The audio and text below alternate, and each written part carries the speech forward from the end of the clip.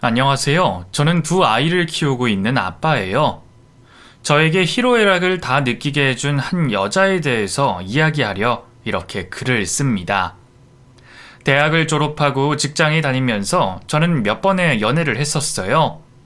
자연스레 만난 적도 있었고 소개를 통한 만남도 있었죠.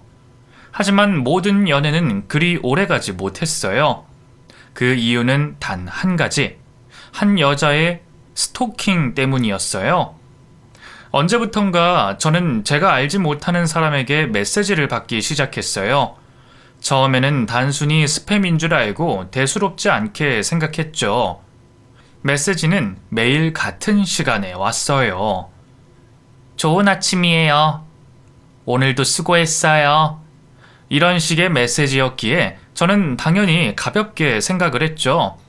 하지만 그것은 시작에 불과했어요. 마감을 하는 날이라 정시 퇴근을 못했던 저는 야근을 하게 됐어요. 한참 일을 하다 저녁 식사 시간이 됐고 동료들과 식사를 하기 위해 자리에서 일어나는데 한 직원이 도시락을 들고서 사무실로 들어왔어요. 오늘은 안 나가도 되겠는데? 웬 도시락? 언제 또 사러 나갔대? 이거 자기 앞으로 온 건데? 나? 이 앞에서 너 야근한다고 고생한다면서 같이 먹으라면서. 누가?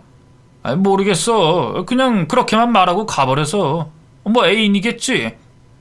연락받은 게 없는데? 서프라이즈 하고 싶었나 보지. 뭐 어쨌거나 덕분에 잘 먹을게. 여러 개의 도시락엔 이것저것 종류별로 담겨져 있었고 당연히 여자친구가 갖다 줬을 거라고 생각을 하고 기분 좋게 직원들이랑 별 생각 없이 맛있게 먹었어요. 오글거려서 애교도 못 부린다고 입버릇처럼 말하더니 이런 걸 해줄 줄이야. 생각지도 못했는데 기분은 좋았죠. 동료들과 맛있게 식사를 하고 난 후 저는 여자친구에게 연락을 했어요. 뭐야, 이런 거 싫어한다더니. 뭐가? 모르는 척 하기는. 덕분에 다들 잘 먹었대. 고마워. 무슨 소리 하는 거야? 네가 보내준 도시락 말이야. 내가? 야근한다고 도시락 보내준 거 너 아니야? 나 아닌데? 내가 그런 거 하는 거 봤어? 아니지. 그럼 누구지? 정말 너 아니야? 나 정말 아니야. 나 말고 또 만나는 사람 있는 거 아니야?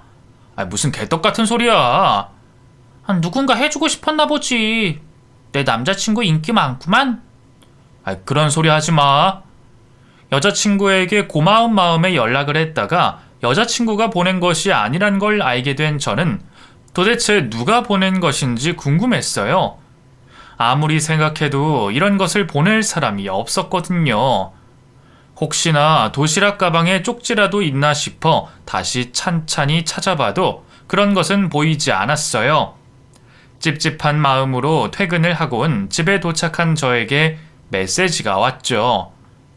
맛있게 잘 먹었어요? 다음에 또 해줄게요. 순간 저는 경직이 됐어요. 너무 소름이 끼쳤죠? 그동안 스팸이라고 가볍게 여긴 메시지가 단순한 스팸이 아니다라는 느낌이 들었어요. 도대체 누구일까? 내가 아는 사람일까? 아무리 머리를 굴려봐도 딱히 떠오르는 사람이 없었어요. 직장 동료에게 이 사실을 알렸고 동료는 누군가가 짝사랑을 하고 있는데 용기가 없어서 앞에는 못 나오고 뒤에서 그러는 것이 아니냐며 잘 생각해보라고 말했어요. 그런 일이 있고 며칠 뒤 그 여자가 제게 모습을 드러냈죠. 집 앞에 도착한 저는 이웃에 사는 사람인가 싶어 인사를 건넸고 그 여자도 고개를 끄덕였어요. 그리고는 무언가 할 말이 있다는 듯 머뭇머뭇거렸죠. 저는 알지도 못하는 사람이었기에 그냥 지나쳤고 뒤에서 그 여자가 저를 불렀어요. 저 도시락은 맛있었어요? 저는 순간 걸음을 멈췄어요. 등골이 오싹했죠. 제가 찾고 있었던 사람이었으니까요. 저는 뒤를 돌아봤고 그 여자를 봤어요. 왠지 모를 어두운 분위기의 그 여자, 무표정인 그 여자의 얼굴을 보니 싸늘한 느낌이 들었어요. 혹시 며칠 전 도시락 그쪽이 보내주신 거예요? 네. 그동안 메시지도 그쪽이 보낸 거죠? 네. 제 번호는 어찌 알고요? 그게 저 기억 못 하시겠어요? 저를 만난 적이 있으세요? 작년에 봤었는데. 저희가요? 네.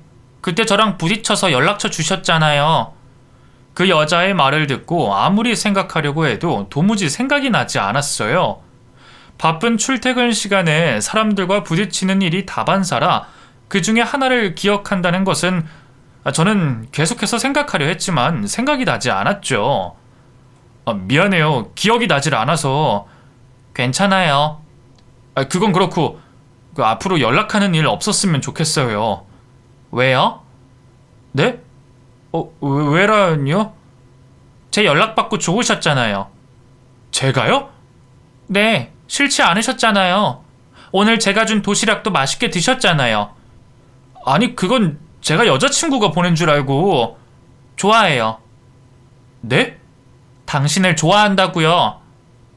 저는 만나는 사람도 있고 그쪽한테 관심 없으니까 다시는 연락하지 마세요. 그 여자에게 단호하게 입장을 밝히고 집에 올라와서는 창문 밖을 내다봤어요. 그 여자는 아까 그 자리에 서서 꿈쩍도 하지 않았어요. 그러다 제 쪽을 올려다보는 그 여자를 봤고 온몸에 소름이 끼치고 등줄기가 오싹해졌죠. 깜짝 놀란 저는 젖혀있던 커튼을 치고는 자리를 옮겼어요. 자꾸 위를 쳐다보는 그 여자의 모습이 떠올라서 가슴이 두근거려 잠을 잘 수가 없었어요. 도저히 이대로는 잠을 잘 수가 없어 맥주를 한 캔 들이켰고 조심스레 커튼을 젖혀 아래쪽을 내려다봤어요. 다행히 그 여자는 그 자리에 없었고 그제서야 저는 남은 맥주를 다 마시고 잠자리에 들 수 있었어요. 다음 날 매일 같은 시간에 오던 메시지는 더 이상 오지 않았고 저는 그래도 말귀를 알아들었구나 싶었어요. 이제 맘 편히 지낼 수 있겠구나 싶었는데 얼마 가지 않아 여자친구로부터 충격적인 이야기를 듣고 말았어요. 다급하게 만나자는 연락을 받고 저는 여자친구를 만나러 갔었고 여자친구는 주위를 살피며 불안해했죠. 어떻게 알았는지 그 여자는 여자친구에게 협박성 문자를 계속해서 보내고 있었어요. 특히나 저와 만난 날에는 더욱 심했죠. 여자친구는 저와 계속 만나다가는 무슨 일이 일어날 것 같아 무섭다고 말했어요. 저는 제가 해결을 하겠다고 말을 했지만 벌써 며칠 동안 괴롭힘을 당한 여자친구는 저를 믿지 못하는 눈치였죠. 도대체 이 여자 누구야? 모르겠어. 미친 여자야. 이 여자 해결하지 않으면 나 너랑 못 만나. 내가 해결할 수 있어. 꼭 해결할게. 그러니까 너무 걱정하지 마. 정말이지? 그래. 내 힘으로도 안 되면 경찰에 신고할 거니까 진정해. 불안해하는 여자친구를 안심시키고 집에 바래다 주고 돌아오는 길에 아주 당당하게도 저를 기다리고 있는 그 여자를 봤어요. 저는 그 여자에게 달려가 멱살을 잡았죠. 도대체 나한테 왜 이러냐고 고함을 질렀어요. 그 여자는 자신이 가질 수 없으면 다른 사람도 못 가져야 한다며 앙칼지게 쏘아붙였죠. 그 말에 너무 어이가 없었던 저는 바닥에 그 여자를 내팽개치며 있는 욕 없는 욕을 퍼부었어요. 그래도 그 여자는 눈 하나 깜짝하지 않았어요. 다음날 저는 여자친구가 걱정이 되어 여자친구의 집을 찾아갔어요. 그 여자는 해결했어? 어젯밤에 우리 집 앞에서 기다리고 있더라. 뭐? 그래서? 다시는 나타나지 말라고 경고했지. 확실하게 끝낸 게 아니네.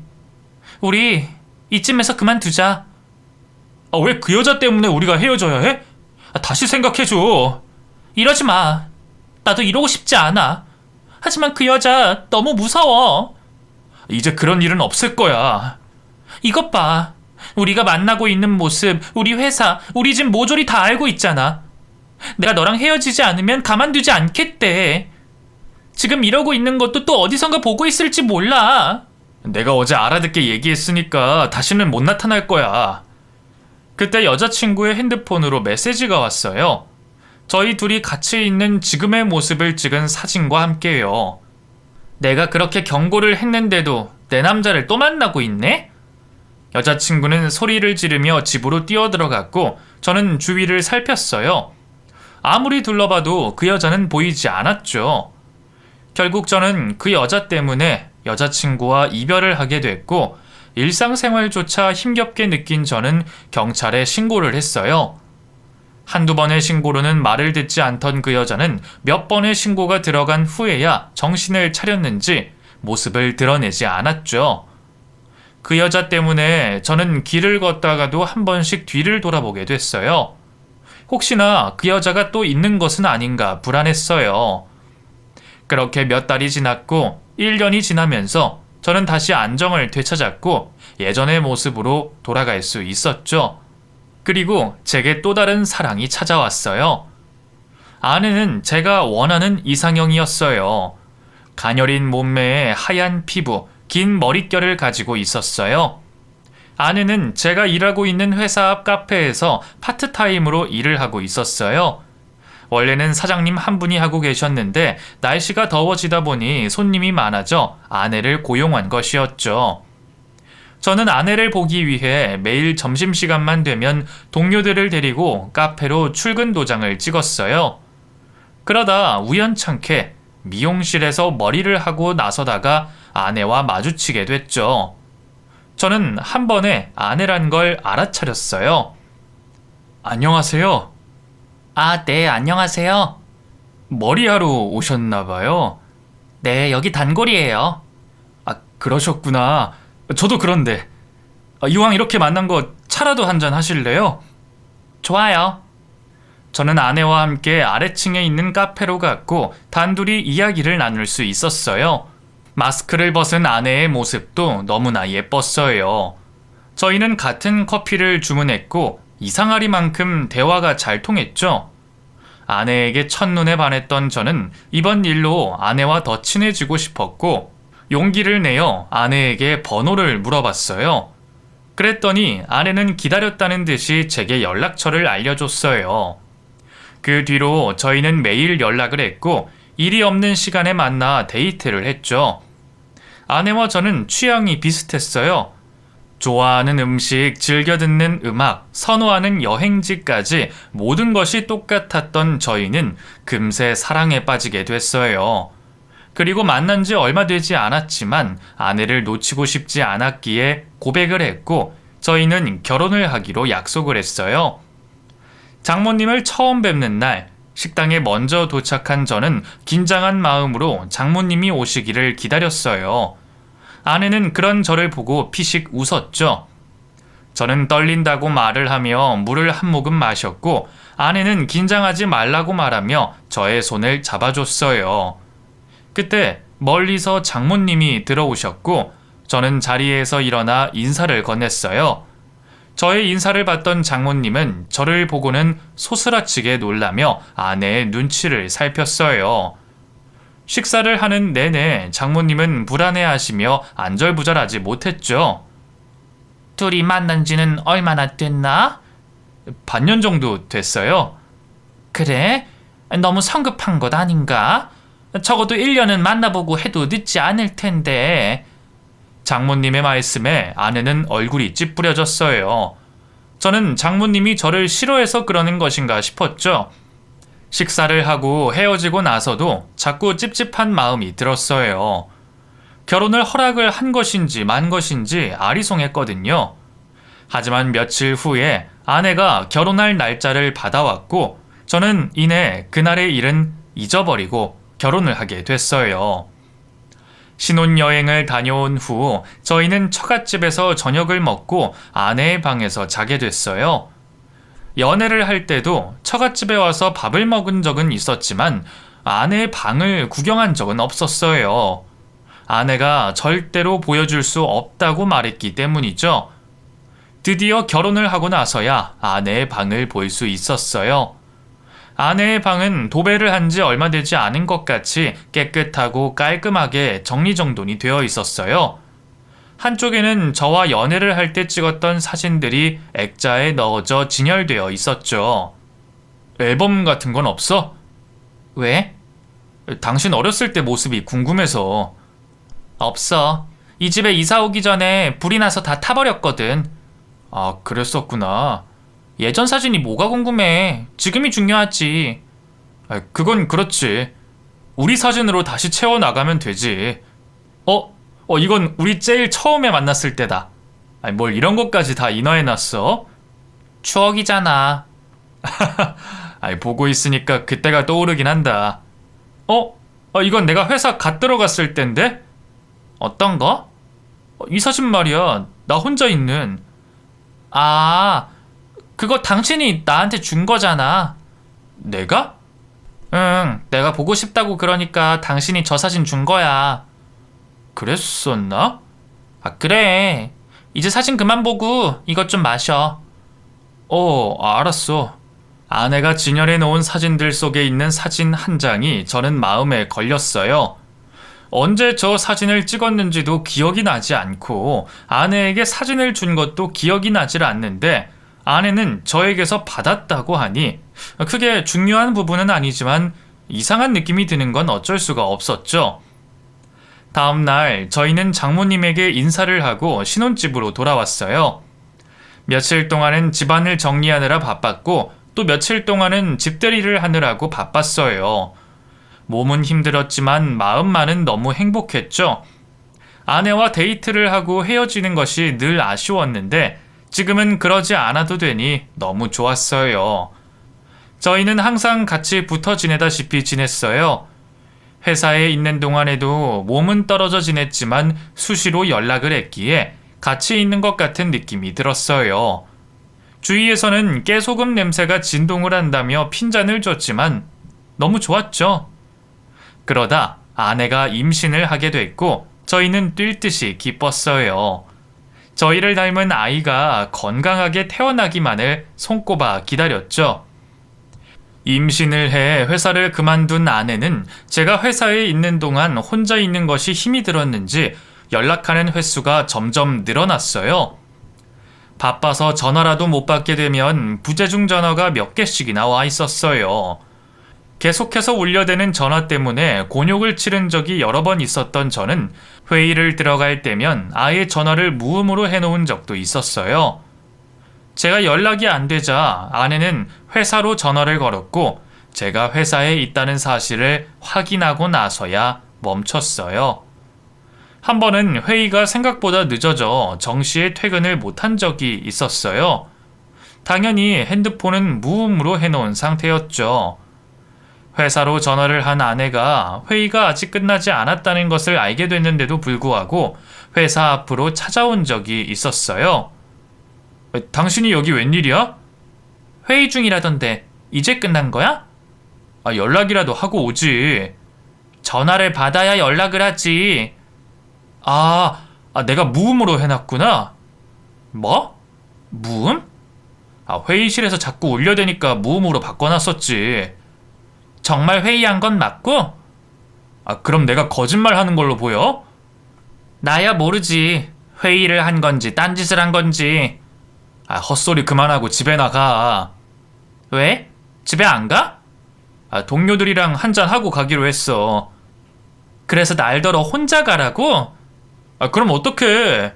나도 같이 가. 그 몸으로 어딜 가겠다는 거야? 만삭인 아내는 저를 따라가겠다고 고집을 피웠고 저는 하는 수 없이 동료들에게 양해를 구하고 집으로 돌아왔어요. 집에 온 저는 화가 났죠. 연애를 할 때는 몰랐는데 결혼을 하고 나서 보니 아내가 저에게 의지를 많이 하고 있는 것 같았어요. 아니, 나쁘게 말해서 집착을 하고 있는 것 같았죠. 본인 스스로 결정할 수 있는 것들도 일일이 저에게 물어봤고 저와 모든 것을 함께 하려 했어요. 결혼하기 전에는 볼 수 없었던 모습들이었죠. 아니, 어쩌면 제가 콩깍지가 끼어서 몰랐을 수도 있고요. 여하튼 저는 아내의 그런 모습에 점점 지쳐갔어요. 그러다 아내는 출산을 했고 그 집착은 더욱 심해졌어요. 아이에게 신경을 써야 할 아내는 아이는 뒷전이고 저에게만 향해 있었어요. 상황이 이렇게 되자 장모님이 저희 집으로 올라와 아이를 보살펴줬고 아내가 저에게 집착을 하려 할 때마다 나서서 중재를 해주셨어요. 장모님이 무슨 말을 아내에게 어떻게 하는지는 모르겠지만 저에게 집착을 하던 아내는 장모님의 말을 듣고 나면 금세 조용해지고 얌전해졌어요. 이서방, 많이 힘들지? 자네가 이해를 좀 해주게. 아이 낳고 나면 우울증도 오고 그래. 최근 들어서 회사 업무를 못 볼 정도로 저러니까 힘이 드는 건 사실이에요. 어쩌겠나. 내가 있는 동안 옆에서 잘 보살필 테니 자네도 이해를 좀 해주게. 네, 그럴게요. 내가 자네한테는 늘 미안해.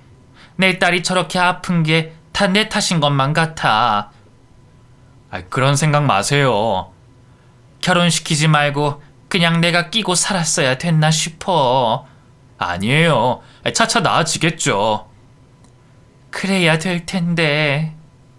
장모님은 아내 때문에 제 눈치를 보고 계셨어요. 장모님이 와 계시는 동안 아내는 조금씩 나아지는 듯 했죠. 장모님이 말려서 그러는지는 몰라도 저에게 연락하는 횟수도 줄어들었고 저에게 집착하는 것도 나아지고 있는 듯 했어요. 아주 작은 변화지만 저에게는 아주 크게 느껴졌죠. 몇 달만 도와주겠다고 올라오셨던 장모님은 저의 부탁으로 1년 정도를 더 계셨어요.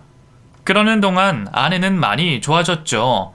아이도 돌이 지나 예전보다 많이 손이 가지 않다고 생각한 장모님은 집으로 다시 내려가셨고 아내는 아이를 혼자 돌봐야 했어요. 저는 혹시나 아내가 또다시 예전의 모습으로 돌아가는 것은 아닐까 걱정이 됐죠. 주말 아침, 집안일을 대충 해놓고 분리수거를 하기 위해 분리수거통을 가지고 밖으로 나왔어요. 아이가 있다 보니 쓰레기 양도 어마어마해졌어요. 그러다 옆집에 사는 아주머니를 만났어요. 그 집도 저희 애랑 같은 시기에 아이를 낳은 집이었어요. 서로 애들 상태를 공유하면서 이야기를 나누고 있는데 아내로부터 전화가 왔어요. 여보세요? 안 올라오고 거기서 뭐해?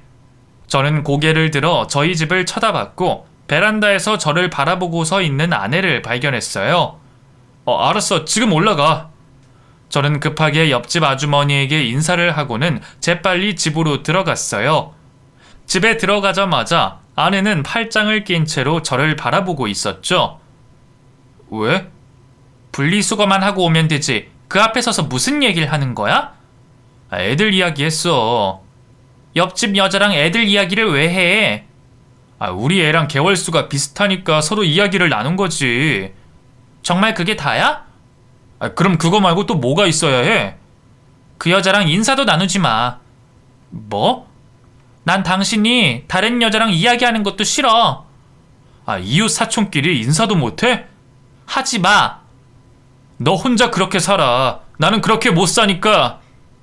그럼 또 만나겠다는 소리야? 헛소리 그만 좀 해. 지친다 지쳐.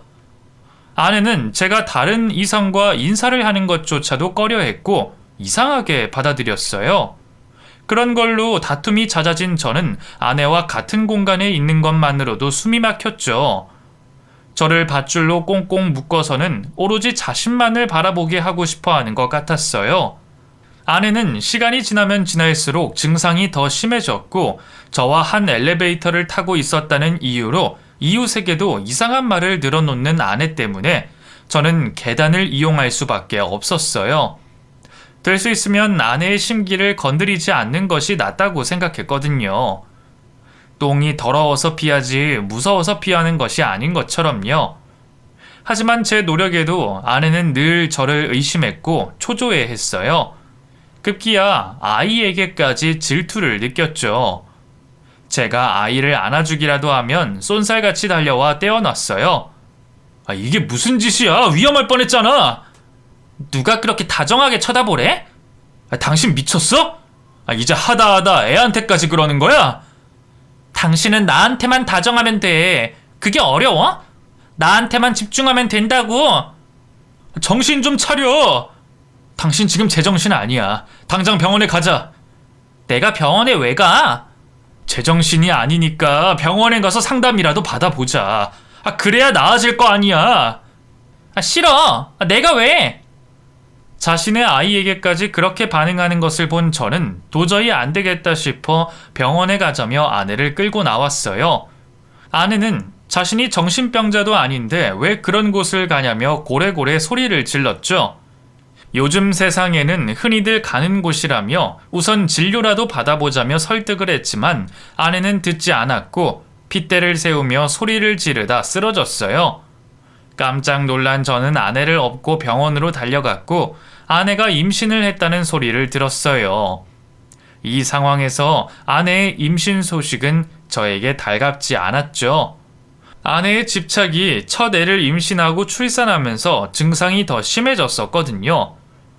아내의 임신 소식에 장모님은 또다시 저희 집으로 올라오셨고 둘째 아이가 태어나 걸어다니기 시작할 때까지 계셨어요. 저에게는 동아줄 같은 분이셨죠. 장모님은 저만 보면 미안하다고 말씀하셨어요. 내 딸만 생각하고 결혼을 시킨 자신의 잘못이라고 눈물을 흘리셨죠. 저는 아내 때문에 장모님이 너무 속상해서 그러신가 보다 생각했었어요. 아내는 너무 버겁고 힘이 들었지만 장모님 때문에 견딜 수 있었어요. 정말 장모님이 안 계셨으면 아마 저는 아내를 포기했을지도 몰라요. 아니면 제가 미쳐버렸던지. 그렇게 1년이라는 시간이 흐른 뒤 장모님과 아이들 때문에 힘겹게 버티고 있는 저에게 청천벽력 같은 소식이 전해졌어요. 저에게 동아줄 같은 장모님이 돌아가셨고 저는 하늘이 무너지는 것 같았죠. 빈소를 지키는 3일 내내 이제 혼자서 아내를 어떻게 감당해야 하나 앞길이 막막했어요. 아내는 장모님이 돌아가시고 난 후 슬픔에서 빠져 헤어나오지 못했어요.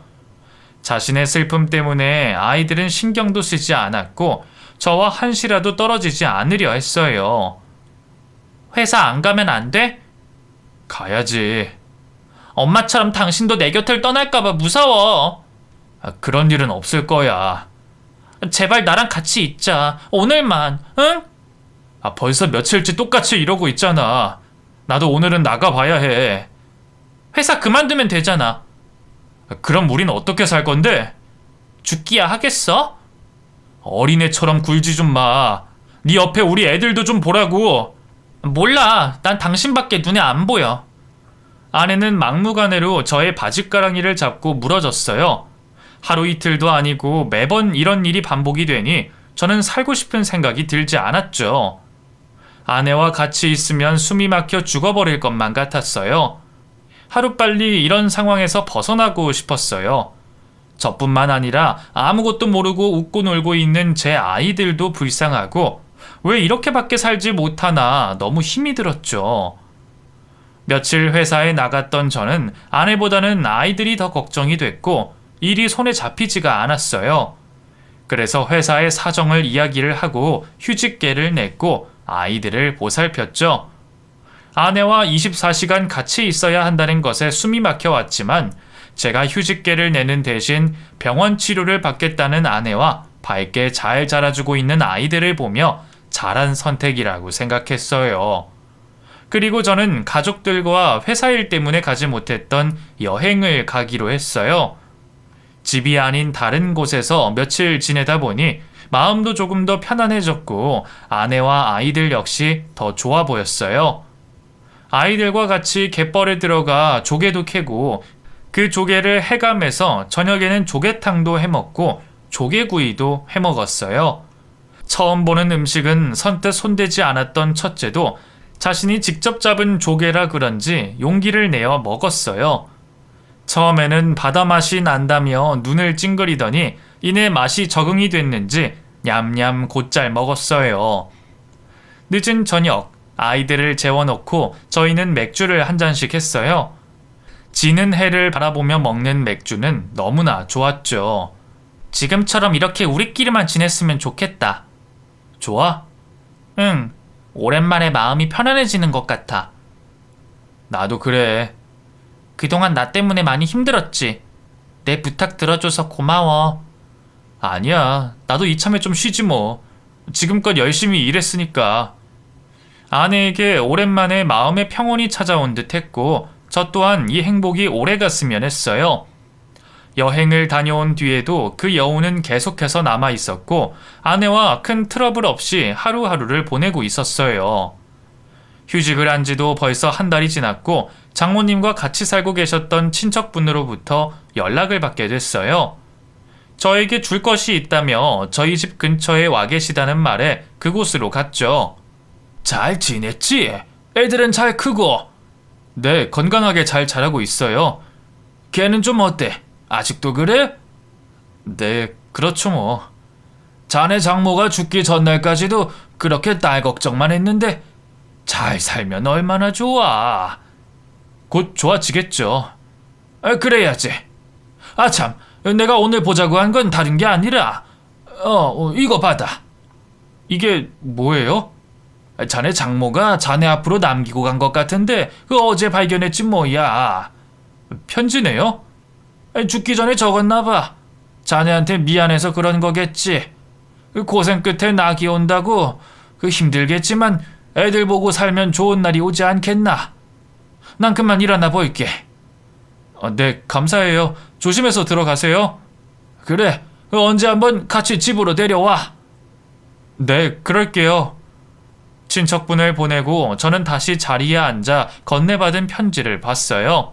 다른 사람이 볼까 싶어 장모님은 봉투에 꼼꼼하게 풀칠을 해놓으셨어요. 저는 봉투를 뜯어서 안에 편지를 꺼냈고 편지와 함께 사진 몇 장이 떨어졌어요. 저는 테이블에 떨어진 사진을 들어 올렸죠. 그리고는 저도 모르게 소리를 질렀어요. 그 사진은 다름 아닌 저를 괴롭혔던 스토커, 그 여자였죠. 이 여자 사진이 왜 들어 있었는지, 장모님과 이 여자는 대체 무슨 연관이 있어서 저에게 이런 것을 남긴 것인지 저는 서둘러 편지를 읽어봤어요. 이서방, 더 이상 숨길 수 없었네. 장모님은 저에게 사죄를 하고 계셨어요. 자신의 딸인 아내가 어느 날부터 누군가를 좋아하게 됐다며 음식을 만들고 데이트를 한다며 나갔다가 들어오고 자신의 방 곳곳에 남자친구라며 붙여놓은 사진을 봤었다며, 그때까지만 해도 장모님은 자신의 딸이 여느 20대처럼 예쁜 사랑을 하고 있다고 생각했었대요. 하지만 스토킹을 했다며 경찰에게 연락을 받고 난 후 그것이 쌍방이 아닌 딸 혼자만의 사랑이라는 것을 알게 됐고 집착이라는 것을 알게 됐다고 했어요. 아무리 뜯어 말리고 그러지 말라고 해도 딸은 변하지 않았고 급기야 자신의 외모 때문에 그 남자가 자신을 싫어한다며 성형수술을 했다고 했어요. 그것이 지금 제 아내의 모습이었죠. 그리고 결혼을 하겠다며 데리고 온 남자가 딸이 집착했던 그 남자였다는 사실에 장모님은 깜짝 놀랐다고 말했어요. 결혼만은 안 된다고 생각해서 말렸지만 제가 아니면 죽어버리겠다는 딸 때문에 결국 딸을 선택할 수밖에 없었고 결혼을 허락했다며, 지금 이런 모습으로 살아갈 것을 알았더라면 그때 모든 것을 이야기하고 결혼을 안 하는 것이 나았다며 후회를 하신다곤 미안하다고 했어요. 지금은 자신이 그 사실을 제게 말하겠다고 협박을 하면 딸이 잠잠해질 테지만 자신이 죽고 나면 그때는 어떻게 될지 너무 겁이 난다고 하셨죠. 저는 편지를 읽는 내내 가슴이 답답하고 소름이 끼쳤어요. 저를 힘들게 했던 그 여자가 아내였다니 도저히 믿을 수가 없었어요. 탁자 위에 올려진 얼음물을 벌컥 마셨죠. 정신이 혼미해져 아무 생각도 나질 않았어요. 한참을 멍하니 앉아있던 저는 지금까지 아내가 저에게 했던 모든 것들이 떠올라 너무 괴로웠어요. 그동안 아내가 장모님의 말을 듣고 나서 조용해진 이유도 이제야 알게 됐죠. 저는 탁자 위에 있던 아내의 사진을 손에 움켜쥐고는 꼬깃꼬깃 구겼어요. 그때 장모님의 편지 마지막 구절이 순간 떠올랐죠. 지금이라도 늦지 않았네. 내 딸이지만 그런 딸과는 평생 같이 못 살아. 아마 자네가 죽어야 그 집착도 끝이 날 거야. 지금이라도 당장 아이들을 데리고 내 딸에게서 도망치게. 어서. 도망치게. 저는 정신이 번쩍 들었죠. 그리고는 헐레벌떡 집으로 뛰어들어갔어요.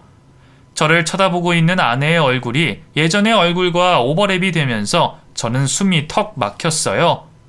당장이라도 아내에게 달려들어 왜 나에게 이런 짓을 했냐고 아내의 두꺼운 살가죽을 다 벗겨내고 싶었죠.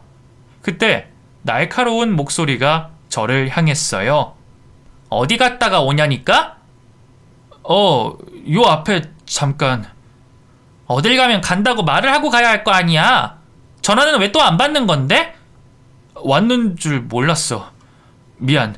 오늘 병원 가는 날이지? 응. 데려다 줄 거지? 그래야지. 지금 나갈 거야? 내가 준비하는 동안 애들 좀 챙겨줘. 알았어. 천천히 준비해. 혼자서는 다닐 수 없는 아내 때문에 병원엔 늘 온 가족이 같이 가고 있었어요. 아이들만 두고 가기에는 너무 어렵거든요. 저는 아내가 씻는 동안 재빨리 중요한 것들을 가방에 챙겼어요. 통장이랑 도장, 카드, 그리고 애들 옷가지들을 여행용 가방에다 막무가내로 쑤셔 넣고선 옷장 안에 넣어뒀어요. 그리고는 아이들에게 옷을 입히고서는 쿵쾅 뛰고 있는 가슴을 부여잡았죠. 이윽고 아내는 준비가 끝났는지 저를 불렀고 저는 아이들과 함께 병원으로 출발했어요. 병원에 도착한 아내는 치료를 받으러 안으로 들어갔고 저는 긴장한 채 잠시 동안 앉아 있다가 재빨리 아이들을 차에 태워 무작정 밟았어요. 자고 있는 아이들을 차에 잠시 둔 채 집에 올라가 아까 챙겨둔 여행용 가방을 들고서는 차로 돌아왔죠. 그리고는 집에서 최대한 멀리 떨어진 곳으로 정체 없이 밟았어요. 심장이 쿵쾅거리고 식은땀이 줄줄 흘렀죠. 아내가 나오기 전까지 최대한 멀리 가기 위해 저는 있는 힘껏 밟았어요. 1시간이 지나고 나서부터 아내에게 전화가 오기 시작했죠. 진료를 보고 나온 듯 했어요. 저는 고속도로를 타고 목적지 없이 무작정 달렸고 계속 울려대는 핸드폰을 꺼버렸어요. 몇 시간이 흘렀고 어둑어둑해지자 저는 고속도로를 내려왔고 그 근처에 보이는 아무 호텔에 들어갔어요. 제 옆에서 아무것도 모른 채 잠들어 있는 아이들을 바라보며 앞으로 이 아이들과 어디로 가야 하는 걸까? 어떻게 살아야 할까? 수없이 생각했어요. 그러다 직장 동료가 휴가 때마다 가는 집을 생각해냈고 그곳에서 며칠 묵을 생각에 핸드폰을 다시 켰어요. 핸드폰을 켜자 부재중 전화와 메시지 폭탄이 이어졌죠. 저는 재빨리 동료에게 전화를 걸다 때마침 저에게 걸려온 아내의 전화를 받고야 말았어요. 당신 지금 어디야? 지금 나랑 뭐 하자는 거야? 당장 안 들어와? 나한테서 도망간다고 내가 못 찾아낼 것 같아? 당신이 어디에 있든 난 무조건 찾아내. 지구 끝까지라도 쫓아갈 거야. 깜짝 놀란 저는 핸드폰을 바닥에 떨어뜨리고 말았어요. 핸드폰에서는 카랑카랑한 아내의 목소리가 계속해서 흘러나왔죠. 저는 손이 덜덜 떨렸어요.